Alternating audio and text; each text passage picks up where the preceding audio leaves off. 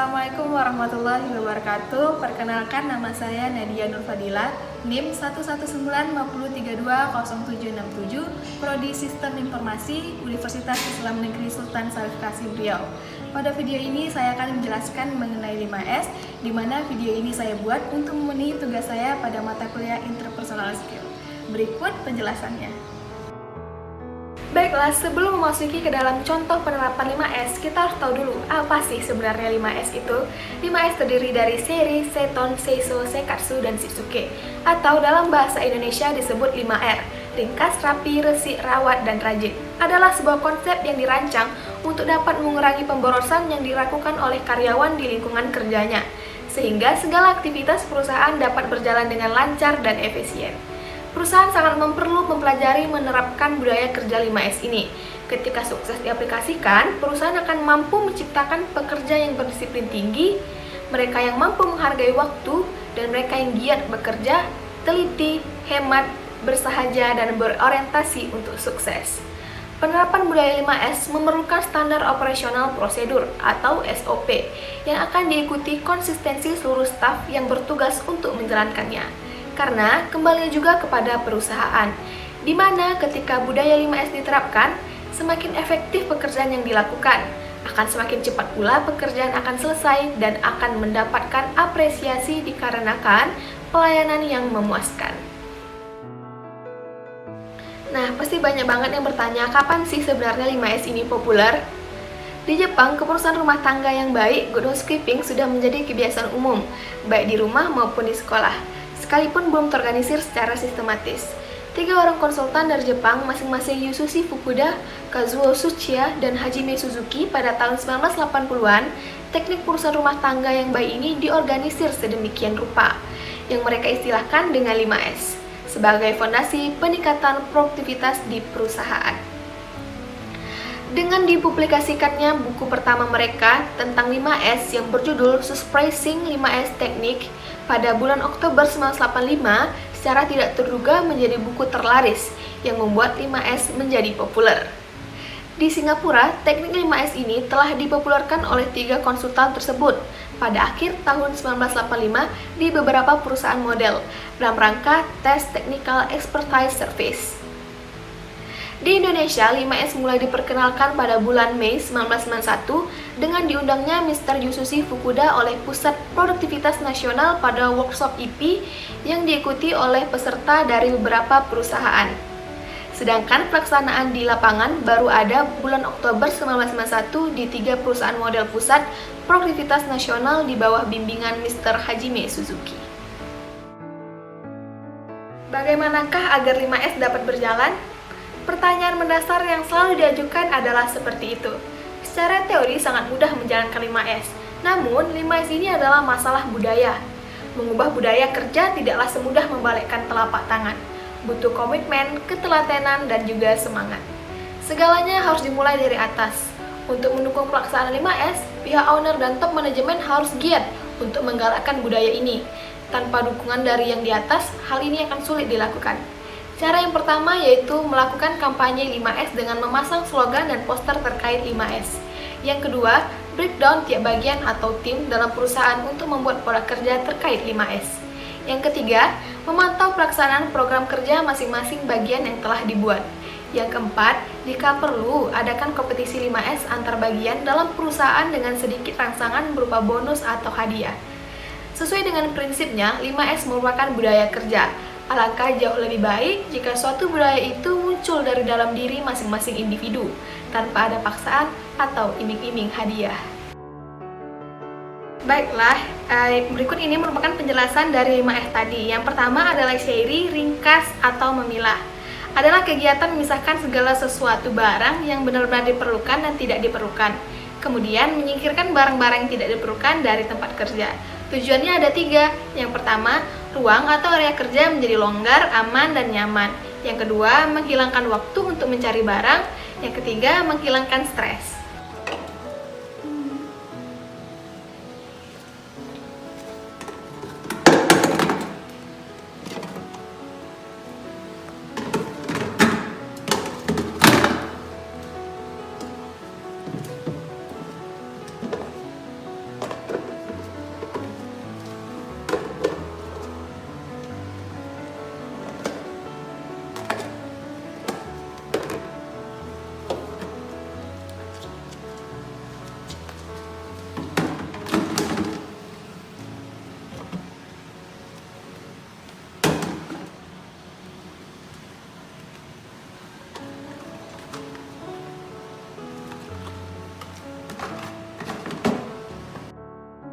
Yang kedua adalah seton, rapi atau penataan.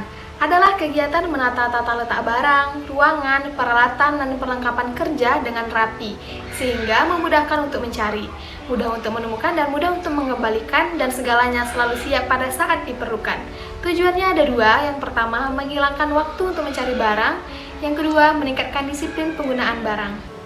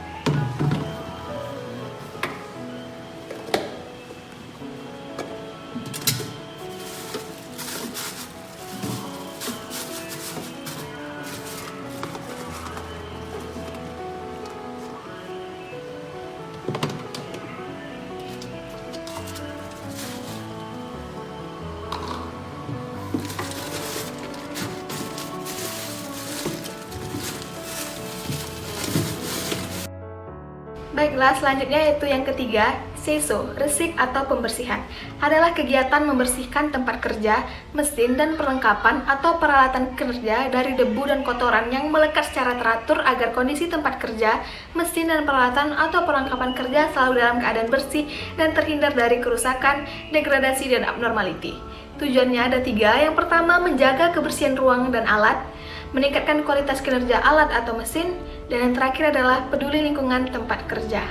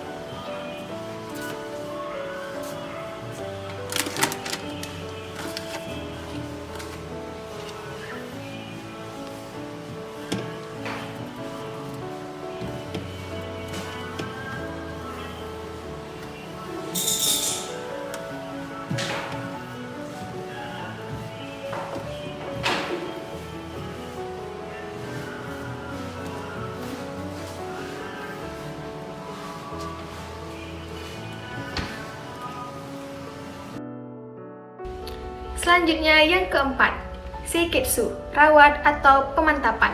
Adalah kegiatan merawat atau memelihara tempat kerja, fasilitas kerja, dan lain-lain agar di tempat kerja selalu terjaga kebersihan, kerapian, dan keteraturan secara konsisten. Tujuannya ada beberapa. Yang pertama, personel bekerja sesuai standar tempat kerja, mempertahankan kondisi optimum tempat kerja, mewujudkan tempat kerja yang bebas kesalahan visual control system.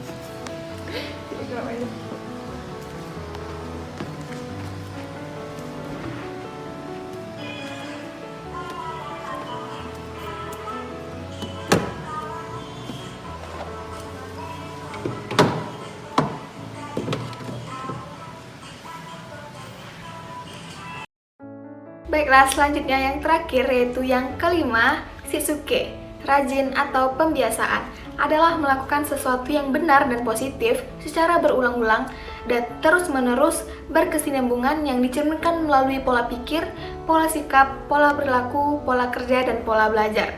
Tujuannya ada 4. Yang pertama, senantiasa bekerja sesuai sistem dan prosedur. Yang kedua, munculnya budaya produktif, efektif, dan efisien di lingkungan tempat kerja. Yang ketiga, meningkatkan jiwa korsa. Dan yang terakhir adalah meningkatkan motivasi, disiplin, dan etos kerja.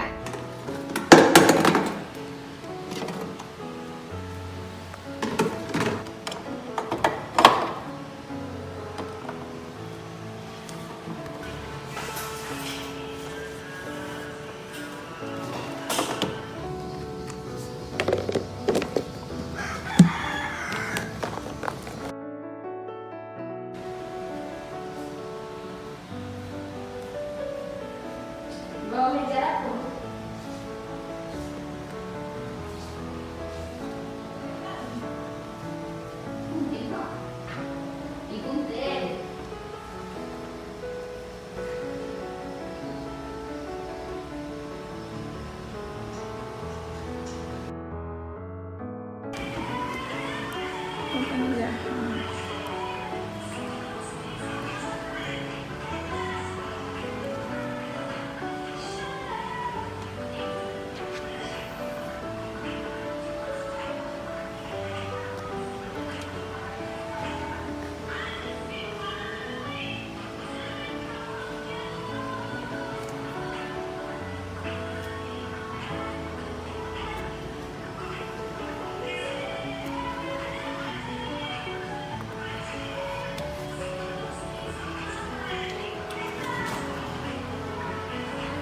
Nah, itulah tadi penerapan 5S dalam kehidupan sehari-hari.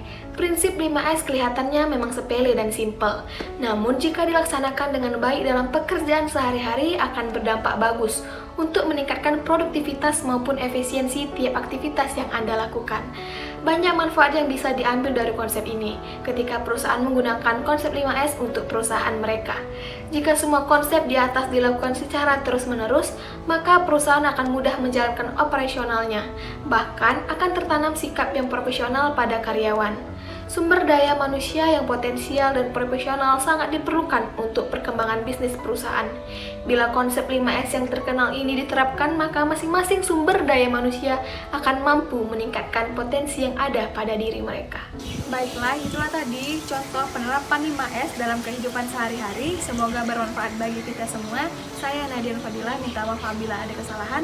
Lebih dan kurangnya saya mohon maaf. Wabillahi taufiq wal hidayah. Wassalamualaikum warahmatullahi wabarakatuh.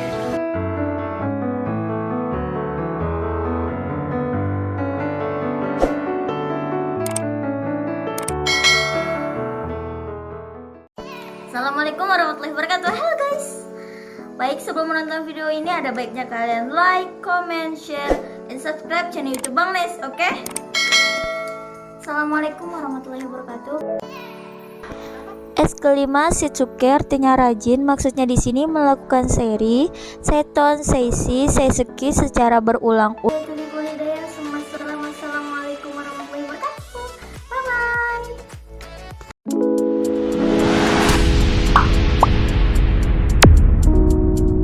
Assalamualaikum warahmatullahi wabarakatuh. Halo guys, welcome back channel Bang Nes. Oke guys, sebelum menonton video ini, jangan lupa like, comment, subscribe, and share. Selamat menyaksikan. Perkenalkan, nama saya Lara Madani, NIM 119-5032-4669, kelas SIP 4D, jurusan Sistem Informasi, Fakultas Sains dan Teknologi, UIN Sultan Syarif Qasim Riau. Ini merupakan tugas dari mata kuliah Interpersonal Skill. Baiklah, di sini saya akan menjelaskan materi tentang 5S kebiasaan Jepang. Jepang memiliki nasionalisme yang sangat tinggi, walaupun di perusahaan Jepang beroperasi di negara-negara lain. tetapi mereka sangat memegang nilai-nilai dengan teguh. Semangat yang terdapat pada budaya organisasi perusahaan Jepang sangat patut kita contoh dan supaya menular pada sumber daya manusia lokal. Itu dalam bentuk nilai-nilai seperti disiplin, tidak mudah menyerah, dan lain sebagainya. Seperti prinsip 5S yang sudah mereka terapkan pada perusahaan-perusahaan se-Indonesia maupun di dunia. Mungkin tidak asing lagi dengan istilah 5S yang diterapkan untuk menciptakan kinerja yang rapi, bersih, dan nyaman. Ini bertujuan untuk meningkatkan produktivitas yang baik, dan juga sebagian besar perusahaan-perusahaan yang berada di Jepang, mereka menerapkan konsep 5S sebagai fundamental atau dasar dari manajemen, terutama perusahaan yang manufacturing. Konsep 5S itu berasal dari bahasa Jepang, yaitu dari kata seiri yang artinya ringkas, ada seiton artinya rapi, ada seiso artinya resik, dan ada juga seiketsu yang artinya rawat, dan yang terakhir ada setsuke yang artinya rajin. Langsung saja kita akan menjelaskan yang pertama, yaitu seiri atau ringkas. Seiri yaitu langkah awal dalam menjalankan budaya 5S, yaitu membuang atau menyortir, menyingkirkan sesuatu seperti barang-barang yang sudah tidak dipergunakan lagi atau diperlukan lagi ke dalam tong sampah, dan di situ hanya ada dan menyimpan yang dibutuhkan saja. Berikut ialah contoh dari seiri. Di sini saya mengambil contohnya yaitu di dapur. Jadi di sini kita akan membuang dan menyortir atau menyingkirkan sesuatu barang-barang yang sudah tidak dipergunakan lagi atau tidak diperlukan lagi. Lalu kita akan menaruhnya ke tong sampah. Dan di situ yang tinggal atau yang ada cuman barang-barang yang diperlukan atau dibutuhkan saja. Jadi keuntungan yang kita peroleh ketika menerapkan seiri yaitu ada penghematan pemakaian uangnya, dan juga persediaan dan produk barang yang bermutu, kecepatan waktu pencarian barang atau dokumen yang dibutuhkan, dan juga tempat kerja kita menjadi lebih aman. Terakhir yaitu suasana kerja lebih nyaman. S yang kedua yaitu seiton atau rapi. Seiton yaitu kita harus menentukan lokasi yang terbaik dan mengatur untuk meletakkan barang-barang yang dibutuhkan, disusunlah berdasarkan frekuensi penggunaan, agar kemudahan akses mengambil dan mengembalikannya, juga dengan keamanannya lebih gampang. Berikut adalah contoh yang kedua yaitu seiton atau rapi. Bisa kita lihat di sini saya meletakkan laptop di atas, selanjutnya buku. Ada berbagai macam buku di situ, ada majalah, ada buku pelajaran. Ini saya tata dan letakkan sesuai tempatnya, agar ini berdasarkan frekuensi penggunaannya supaya lebih mudah ketika mengambil dan mengembalikannya. Keuntungan yang kita peroleh ketika menerapkan seiton yaitu pengendalian penyetokan produk secara efisien, dan juga waktu pencariannya lebih cepat, menghindari kesalahan, suasana kerja akan terasa lebih nyaman, mendidik dan meningkatkan disiplin karyawan. Adapun memunculkan karyawan agar terus menghasilkan ide-ide yang kreatif. Next, S ketiga yaitu seiso atau resik. Setelah tadi semuanya sudah rapi, langkah selanjutnya yaitu kita menjaga kebersihan tempat kerja kita tadi, ruangan kerja, dan alat-alat lainnya, supaya tidak terjadi faktor munculnya berbagai penyakit. Membersihkan tempat kerja agar bebas dari debu dan sampah. Baiklah, berikut adalah contoh dari seiso atau resik, yaitu membersihkan atau menjaga kebersihan tempat kerja agar jauh dan bebas dari debu atau sampah. Jadi keuntungan yang kita peroleh dari seiso yaitu bisa meminimalisir biaya kerusakan pada peralatan, meningkatkan kualitas produk, waktu meletakkan pembersihan lebih cepat, suasana kerja terasa lebih nyaman dan ceria, karyawan terus menghasilkan ide-ide yang kreatif, dan juga moral karyawan semakin meningkat. S yang keempat yaitu seiketsu atau rawat. Jadi pada tahap ini mempertahankan tempat kerja agar tetap ringkas, bersih atau resik dan rapi. Tahap ini dapat juga disebut dengan tahap perawatan, yang merupakan standarisasi dan konsistensi dari masing-masing individu. Untuk melakukan tahapan itu sebelumnya kita perlu membuat standarisasi dan semua individu harus patuh pada standar yang telah ditentukan. Berikut adalah contoh dari seiketsu atau rawat. Jadi di sini kita akan membersihkan atau meresik dan merapikan barang-barang kita agar selalu terjaga dan terawat. Keuntungan yang kita peroleh dari seiketsu yaitu biaya pengeluaran atau tambahan yang rendah. Ada juga efisien dari proses akan meningkat, kualitas pengeluaran menurun, sedikit adanya keluhan dari pelanggan, dan produktivitas karyawan meningkat, mendidik disiplin karyawan yang positif, karyawan terus akan menghasilkan ide-ide yang kreatif, dan juga kemahiran karyawan yang meningkat. S yang kelima atau yang terakhir ini yaitu shitsuke atau rajin senantiasa, kedisiplinan, pembiasaan. Jadi pada tahap ini itu pemeliharaan kedisiplinan pribadi meliputi suatu kebiasaan dan pemilihan program 5S yang sudah berjalan, dan rajin mendisiplinkan diri. Alasan baik dengan menetapkan atau menerapkan 5S yang praktis dan ringkas. Ini bertujuan pada efisiensi pelayanan yang baik, keamanan bekerja, serta peningkatan produktivitas dan profit.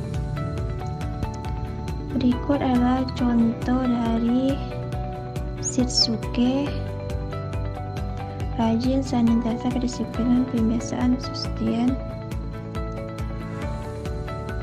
Dan di sini semuanya digabungkan agar tujuan lebih praktis dan efisien. Selanjutnya itu keuntungan yang akan didapat dalam menerapkan shitsuke.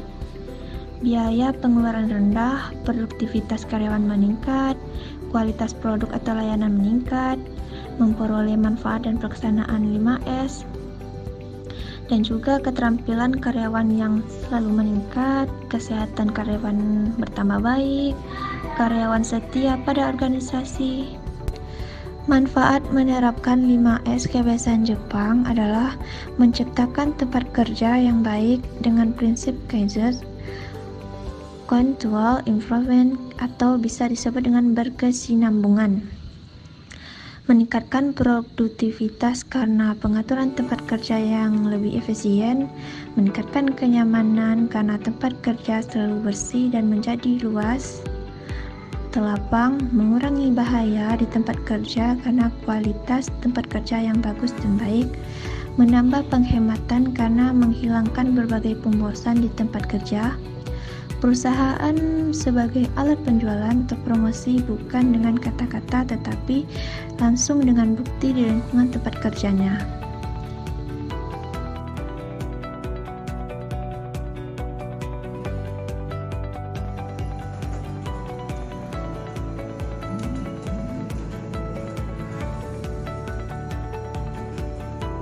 Oke, sekian video dari penjelasan 5S kebiasaan Jepang. Lebih dan kurang saya mohon maaf. Sebelum mengakhiri tontonan video ini, jangan lupa sekali lagi saya ulangi, jangan lupa like, comment, subscribe, and share. Thank you.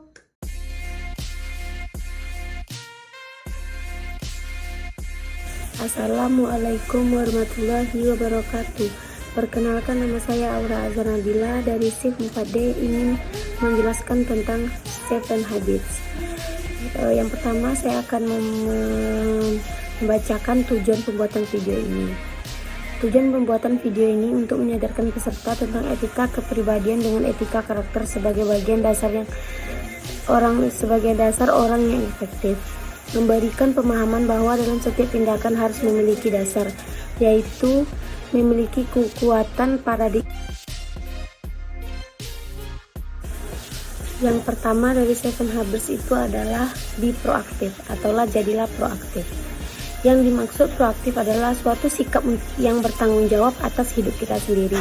Hidup yang kita jalani bersifat dari berbagai bentuk keputusan yang kita buat, dan kita sebagai manusia juga punya tanggung jawab dan berbagai inisiatif untuk membuatnya terjadi.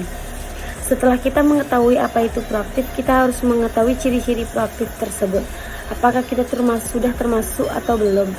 Ciri-ciri sikap proaktif adalah tidak mudah tersinggung pada apa yang membuat sesuatu yang tidak sesuai, bertanggung jawab terhadap tindakan sendiri, dan memilih berpikir sebelum bertindak. Orang-orang proaktif adalah pelaku perubahan dan memilih untuk tidak menjadi korban, untuk tidak bersikap reaktif, untuk tidak menyalahkan orang lain. Fokus pada hal-hal yang bisa mereka ubah dan tidak mengkhawatirkan hal-hal yang tidak bisa mereka ubah. Tidak menyalahkan keadaan ataupun kondisi lingkungan jika seandainya ada yang tidak sesuai dengan keinginannya. Mampu mengambil keputusan yang tepat walaupun pada situasi yang sangat sulit. Orang proaktif biasanya menggunakan bahasa proaktif seperti saya bisa, saya akan, karena mereka berpikir positif pada setiap keadaan.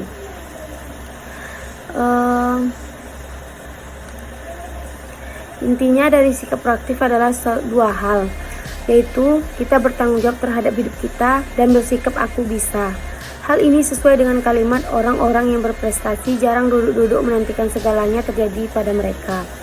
Mereka berbuat dan menjadikan semuanya terjadi. Orang-orang yang berhasil di dunia ini adalah orang-orang yang bangkit mencari keadaan yang mereka inginkan. Dan apabila tidak menemukan keadaan tersebut, mereka akan menciptakannya.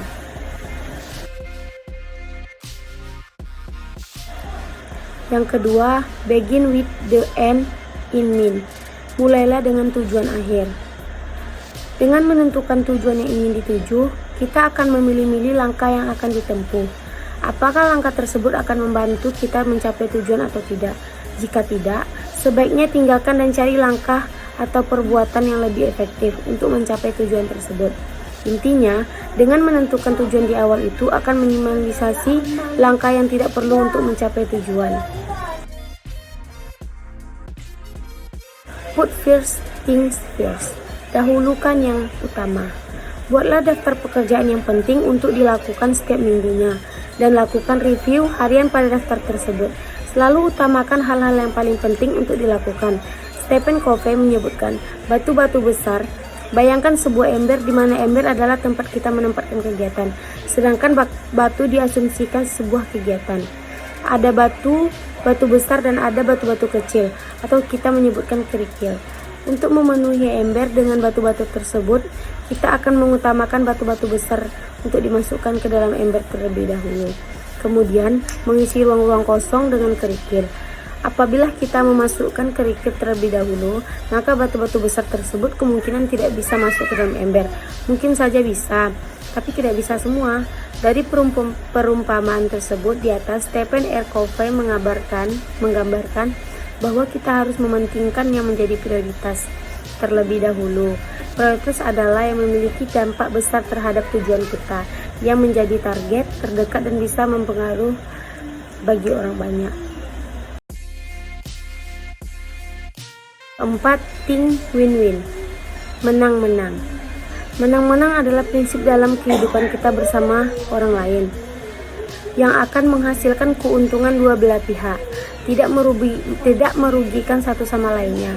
Berpikir bahwa kita hidup di dunia ini saling membutuhkan. Karena itu saya ingin orang lain juga bisa bahagia dengan keberadaan kita di sisinya. Demikian juga orang lain ingin saya bahagia di sisinya. Contohnya, perusahaan mendapatkan untung besar karena produknya telah terjual habis di pasar, sedangkan seorang staf mendapatkan imbalan liburan ke luar negeri karena berhasil menjual produk sesuai target bahkan lebih. First to understand, then to be understood. Memahami terlebih dahulu, baru dipahami. Kebiasaan buruk kita adalah menginginkan untuk dimengerti oleh orang lain, membacakan autobiografi kita kepada lawan bicara. Berusaha mengerti terlebih dahulu merupakan perubahan paradigma yang sangat mendalam. Kebiasaan berusaha mengerti terlebih dahulu juga berlaku di lingkungan kerja. Dengan rekan-rekan kerja, sebelum kita melontarkan ide ke dalam forum, ada baiknya jika kita memahami ide-ide dan kepentingan rekan kita yang lain. Jika kita terlatih dengan kebiasaan ini, kita akan merasa semua orang akan senang hati dengan mendengarkan dan menerima kita. Itulah aturan emasnya. Yang keenam, sinergi. Wujudnya sinergi. Sinergi atau sinergis adalah menggabungkan kekuatan dari beberapa orang melalui kerjasama tim yang positif. Prinsipnya adalah untuk mencapai tujuan dengan tidak ada satu orang pun yang bisa melakukannya sendiri. Sinergi menghendaki kita untuk bekerja sama dengan pihak lain untuk mencapai suatu tujuan yang sama dengan yang lebih baik. Yang ketujuh, sarpen disau, asahlah gergaji. Semangat untuk terus belajar dan mengasah kemampuan tanpa batas waktu dan situasi. Mengasah pisau kita artinya diri kita ini ibarat pisau, maka harus kita asah sehingga selalu tajam dan bisa efektif dalam bekerja.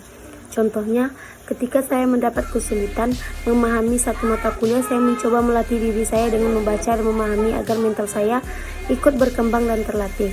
Untuk kedepannya, saya ingin membiasakan diri membaca terlebih dahulu sebelum diajarkan materinya oleh dosen, supaya lebih paham.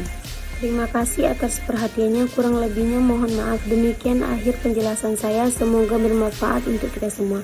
Semoga apa yang disampaikan barusan adalah awal untuk kita menerjang badai kehidupan. Terima kasih. Assalamualaikum warahmatullahi wabarakatuh.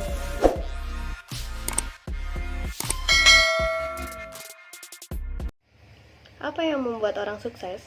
Kebiasaan apa yang mereka punya? Kebiasaan yang baik akan membantu seseorang menjadi sangat efektif yang berujung pada kesuksesan dalam hidup.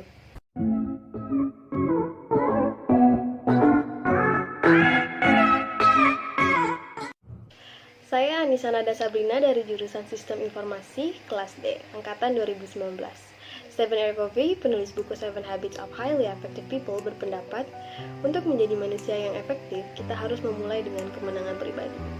Kita menangi kebiasaan-kebiasaan yang berkaitan dengan diri kita terlebih dahulu.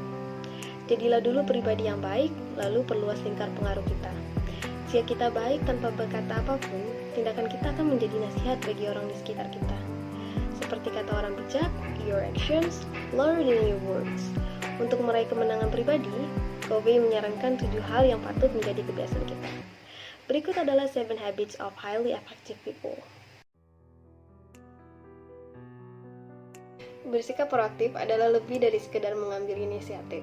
Bersikap proaktif artinya bertanggung jawab atas perilaku kita sendiri di masa lalu, di masa sekarang, maupun di masa mendatang, dan membuat pilihan-pilihan berdasarkan prinsip-prinsip serta nilai-nilai ketimbang pada suasana hati atau keadaan. Orang-orang proaktif adalah pelaku-pelaku perubahan dan memilih untuk tidak menjadi korban, untuk tidak bersikap reaktif, untuk tidak menyalahkan orang lain. Mereka lakukan ini dengan mengembangkan serta menggunakan keempat karunia manusia yang unik, yaitu kesadaran diri, hati nurani, daya imajinasi, dan kehendak bebas, dan dengan menggunakan pendekatan dari dalam keluar untuk menciptakan perubahan. Mereka bertekad menjadi daya pendorong kreatif dalam hidup mereka sendiri, yang adalah keputusan paling mendasar yang bisa diambil setiap orang. Pikirkan, apakah dengan hanya duduk kita bisa mencetak prestasi dan mencapai sesuatu? Kita takkan kemana-mana jika hanya diam dalam area nyaman kita.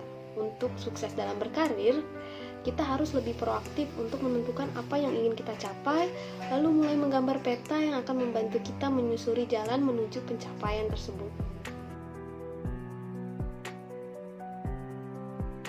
Segalanya diciptakan dua kali, pertama secara mental, kedua secara fisik. Individu, keluarga, tim, dan organisasi membentuk masa depannya masing-masing dengan terlebih dahulu menciptakan visi serta tujuan setiap proyek secara mental. Mereka bukan menjalani kehidupannya hari demi hari tanpa tujuan-tujuan yang jelas. Dalam benak mereka secara mental, mereka identifikasikan terlebih dahulu prinsip-prinsip, nilai-nilai, hubungan-hubungan, dan tujuan-tujuan yang paling penting bagi mereka sendiri dan membuat komitmen terhadap diri sendiri untuk melaksanakannya. Suatu pernyataan misi adalah bentuk tertinggi dari penciptaan secara mental yang dapat disusun oleh seorang individu, keluarga, atau organisasi.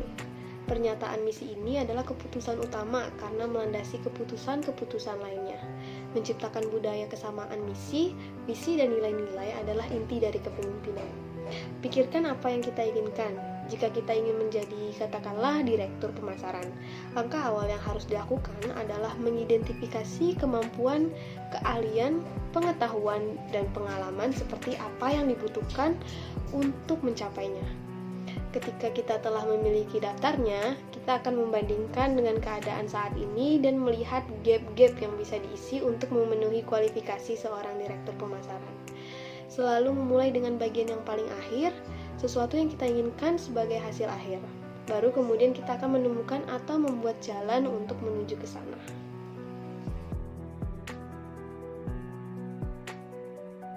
Setiap orang punya waktu 24 jam yang sama. Ada orang yang bisa mengerjakan banyak hal, tapi ada juga orang yang selalu sibuk, tak tahu hasilnya apa. Ini semua sangat terkait pada manajemen waktu. Covey menjelaskan konsep manajemen waktu yang sangat simpel tapi kuat sekali. Covey membagi manajemen waktu atau time management matrix menjadi 4 kuadran, yaitu kuadran 1, penting dan mendesak. Kuadran ini berisi tentang hal-hal yang sangat penting dan mendesak. Bagian ini yang harus segera kita kerjakan. Kuadran 2 penting tapi tidak mendesak. Kuadran ini berisi hal-hal yang penting tapi masih bisa kita undur waktu penyelesaiannya. Tapi biasanya karena tidak ada deadline yang jelas, bagian ini cenderung tidak dikerjakan. Kuadran 3 tidak penting tapi mendesak. Bagian ini sebenarnya tidak penting tapi harus segera selesai. Kuadran 4 tidak penting dan tidak mendesak. Biasanya bagian ini berisi hiburan dan merupakan kuadran yang harus kita kurangi untuk manajemen waktu yang efektif. Agar lebih mudah dicerna, saya akan memberikan contoh. Nah, di kuadran 1 biasanya terdiri dari hal-hal yang mendesak, hal-hal darurat, proyek yang deadline-nya besok, dan sebagainya. Di kuadran 2 biasanya terdiri dari membuat planning, olahraga, makan lebih sehat. Di kuadran 3 biasanya terdiri dari beres-beres rumah yang mulai kotor. Sekilas memang tidak penting tapi mendesak karena misalnya mau ada tamu yang datang. Di kuadran 4 biasanya paling gampang diidentifikasikan misalnya main sosmed, lihat timeline teman, dan sebagainya. Jika kita sudah bisa membagi aktivitas kita seharian dalam 4 kuadran itu, maka kita akan lebih mudah untuk membuka skala prioritas agar 24 jam yang kita punya lebih efektif.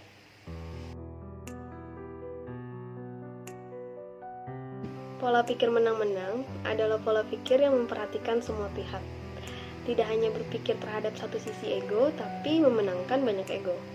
Kerangka pikir menang-menang adalah kerangka pikir dan hati yang terus-menerus mencari keuntungan bersama dalam semua interaksi manusia.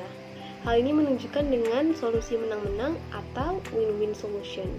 Semua pihak merasa senang dengan keputusannya dan merasa terikat dengan rencana tindakannya. Menang-menang melihat kehidupan sebagai arena kooperatif, bukan kompetitif.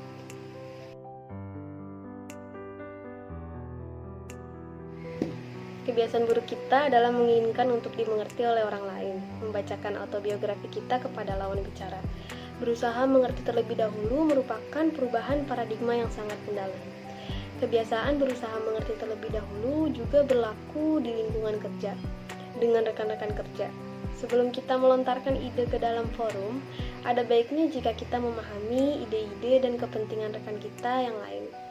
Jika kita terlatih dengan kebiasaan ini, kita akan merasa semua orang akan dengan senang hati mendengarkan dan menerima kita. Itulah aturan emasnya.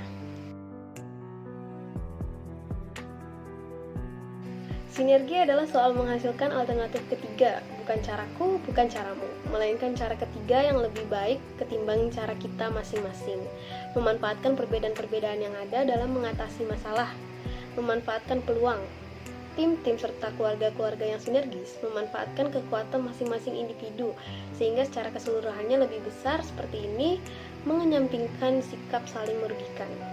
Mereka tidak puas dengan kompromi atau sekedar kerjasama, melainkan mereka kejar kerjasama yang lebih kreatif. Kalian mungkin sering mendengar pepatah "The sum is greater than the parts". Dalam bisnis, aturan ini sangat berlaku. Saran Stephen Covey untuk memiliki kebiasaan membangun sinergi didasarkan oleh pemahaman bahwa sangat penting untuk bekerja sama tim dari berbagai latar belakang secara harmonis. Latar belakang yang berbeda akan memberikan ide-ide yang lebih beragam yang akan membuka jalan bagi solusi yang lebih kreatif dan menguntungkan. Kebiasaan ini akan membantu meningkatkan kemampuan dan pengetahuan kita. Stephen Covey menggambarkan kebiasaan ini dengan ilustrasi seseorang yang sedang menggergaji sebatang pohon besar. Berjam-jam ia menggergaji tanpa ada kemajuan yang berarti, tapi ia terus saja menggergaji tanpa henti, tanpa hasil dan tanpa menyadari bahwa gergajinya telah tumpul. Jika saja ia mengambil waktu untuk mengasah gergajinya, tentunya ia akan lebih mudah dan cepat menebang pohon yang sedang ia gergaji. Mengasah gergaji adalah tentang liburan, melakukan hal-hal menyenangkan, mengerjakan hobi, dan semua hal yang membantu kita mendapatkan kesegaran dan semangat baru dalam melakukan pekerjaan rutin kita. Sekian video mengenai 7 Habits of Highly Effective People. Jangan lupa share dan komen video ini. Kurang dan lebihnya mohon dimaafkan. Wassalamualaikum warahmatullahi wabarakatuh.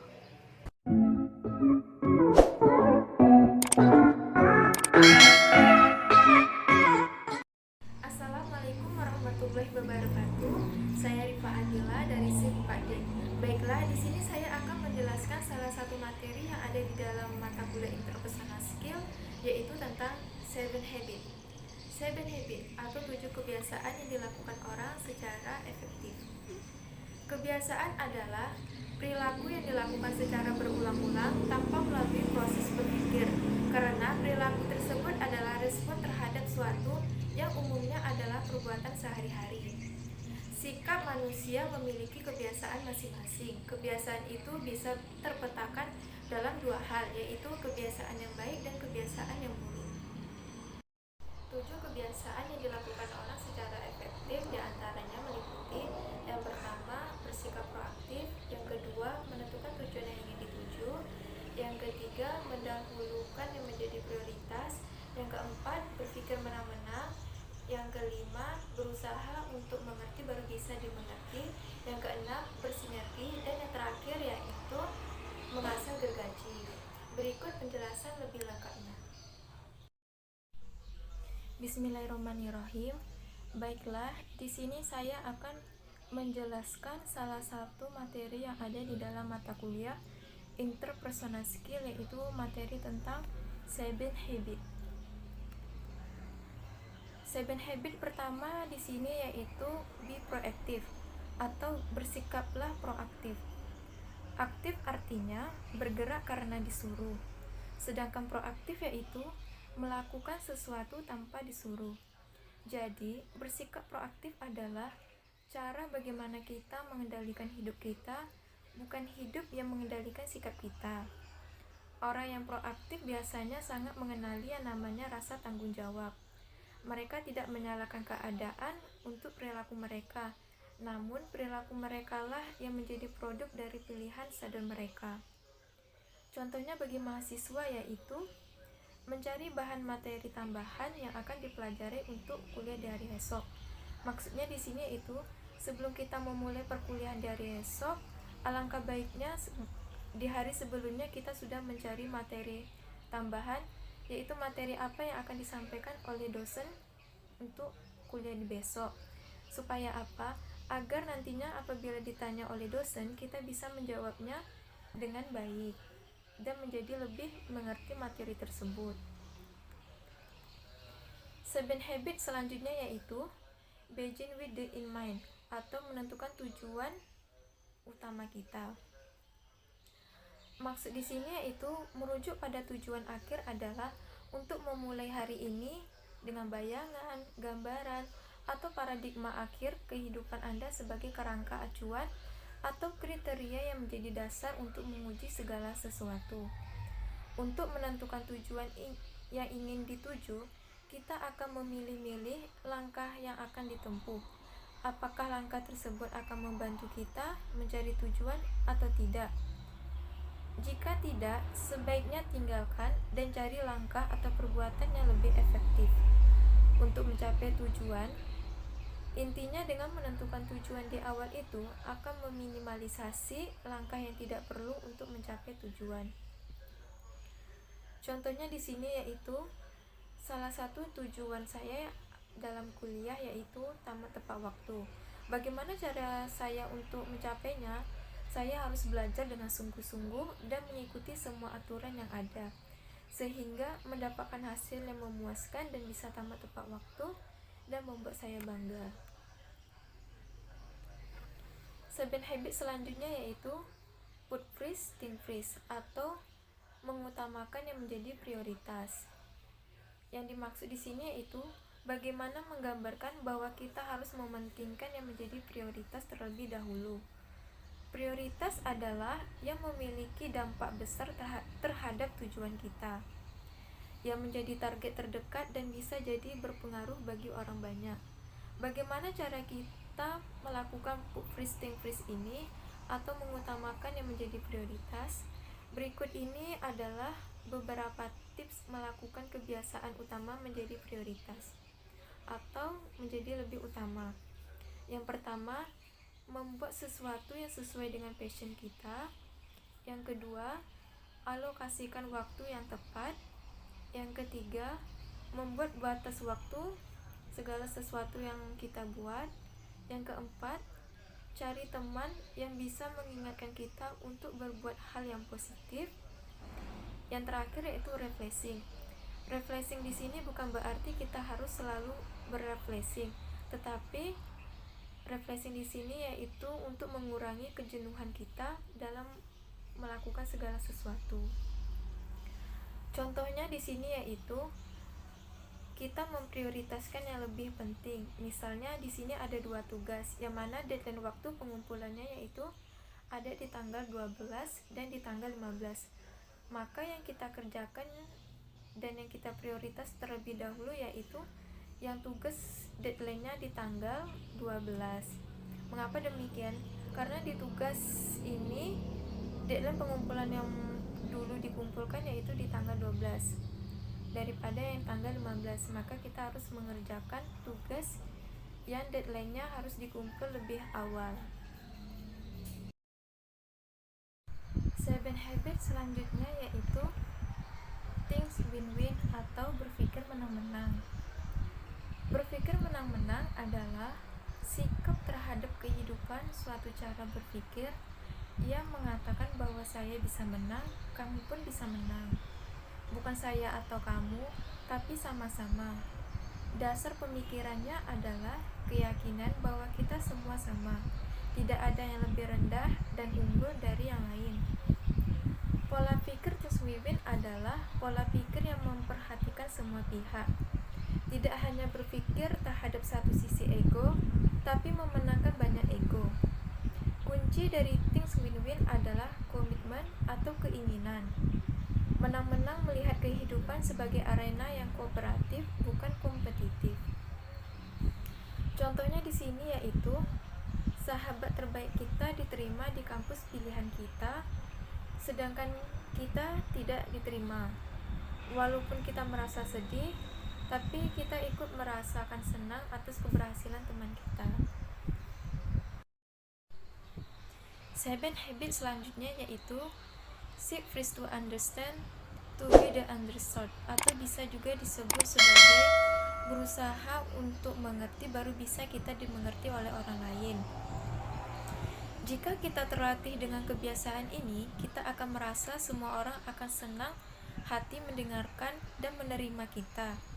Itulah aturan emasnya.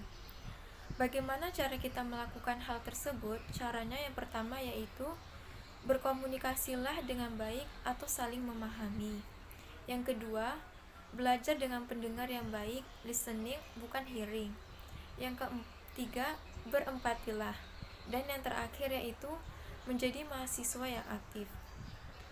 Contohnya di sini yaitu memahami perasaan orang lain dan menunjukkan sikap peduli terhadapnya. Jadi, apabila ada teman kita yang hatinya sedang sedih atau senang, maka kita bisa ikut merasakan hal yang sama. Jika hati mereka sedih, maka kita ikut sedih. Dan apabila mereka merasa senang, kita pun bisa ikut merasakan kesenangan mereka. 7 habits selanjutnya yaitu sinergi. Bersinergi ketika satu bagian bekerja, maka akan kalah dengan orang yang banyak bekerja.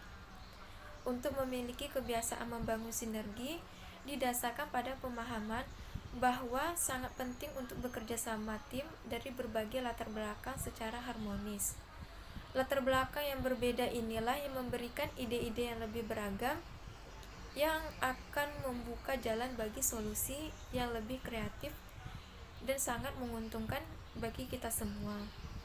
Contohnya yaitu dalam mengerjakan tugas kelompok dengan tidak mengandalkan anggota kelompok yang lain untuk mengerjakan tugas tersebut, tetapi bekerja samalah untuk menyelesaikan tugas tersebut. Maksud di sini yaitu apabila kita ada tugas kelompok, maka kita jangan selalu berharap ke anggota kelompok lainnya, tetapi berusahalah untuk menjadi orang yang terdepan untuk menyelesaikan tugas kelompok itu secara bersama-sama agar bisa terselesai secara tepat waktu dan memiliki hasil yang memuaskan. 7 habit yang terakhir yaitu sharpen the saw atau mengasah gergaji. Kebiasaan ketujuh ini atau kebiasaan yang terakhir ini adalah mengambil waktu untuk mengasah gergaji dengan memperbarui 4 dimensi dari sifat alamimu fisik, spiritual, mental dan sosial atau emosional. Kamu bisa bekerja lebih cepat tanpa kesulitan. Mengasah gergaji adalah tentang hiburan, melakukan hal-hal yang menyenangkan, mengerjakan hobi, dan semua hal yang membantu kita mendapatkan kesegaran dan semangat baru dalam melakukan pekerjaan rutin kita. Contohnya di sini yaitu melakukan perubahan kebiasaan dalam kehidupan dari kebiasaan yang biasanya monoton menjadi kebiasaan yang berbeda, tentunya yang lebih baik dan lebih bermanfaat lagi. Misalnya di sini dalam memanajemenkan waktu seperti menambah waktu belajar dan mengurangi waktu bermain. Itu tadi penjelasan mengenai materi 7 habit. Sekian, terima kasih. Sekian penjelasan dari saya mengenai materi 7 habit. Apabila ada kesalahan dalam pengucapan, baik itu sengaja maupun tidak, saya mohon maaf. Saya akhiri dengan wabillahi taufiq wal hidayah. Wassalamualaikum warahmatullahi wabarakatuh.